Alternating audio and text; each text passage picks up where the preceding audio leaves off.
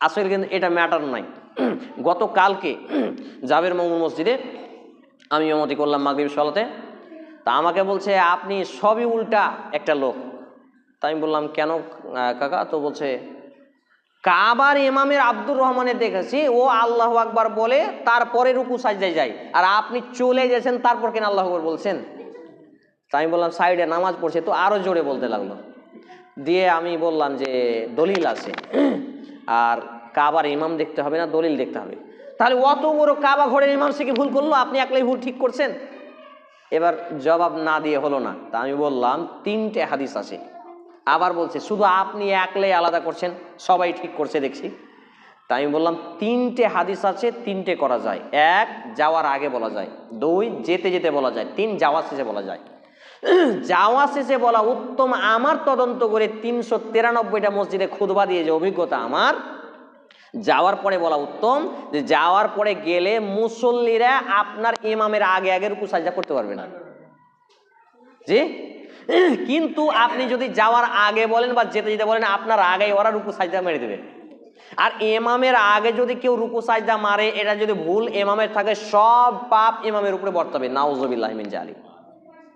এবং কেউ যদি ইমামের আগে রুকু এবং সাজদা করে, তাহলে হাদিসে বলা হয়েছে তার চেহারা শূকর এবং বানরে পরিণত হয়ে যেতে পারে।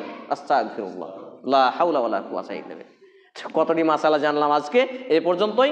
আল্লাহ রাব্বুল আলামিনের কাছে পরিশেষে দোয়া রাখি, আল্লাহ রাব্বুল আলামিন, এই দেখো তো কি বলছে, আল্লাহ রাব্বুল আলামিন যেন আমাদের জীবনের জানা অজানা প্রকাশ্যে গোপনের সব পাপগুলোকে মাফ করে দেন। আমরা বলি আল্লাহুম্মা আমিন। উপরে একটা কোটামোটা কিছু পাঠিয়ে দাও, মেয়ে ছেলেরা এখানে আসতে হচ্ছে।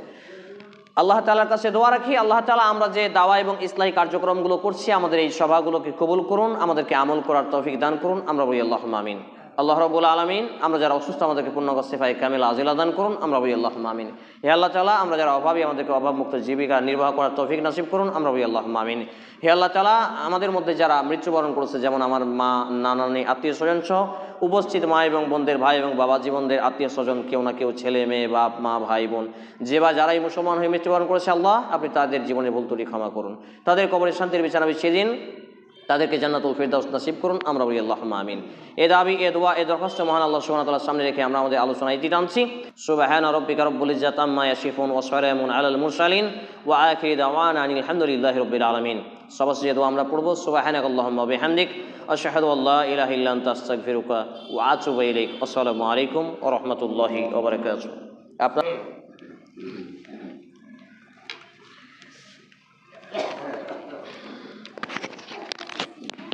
কই মশিউর ভাই,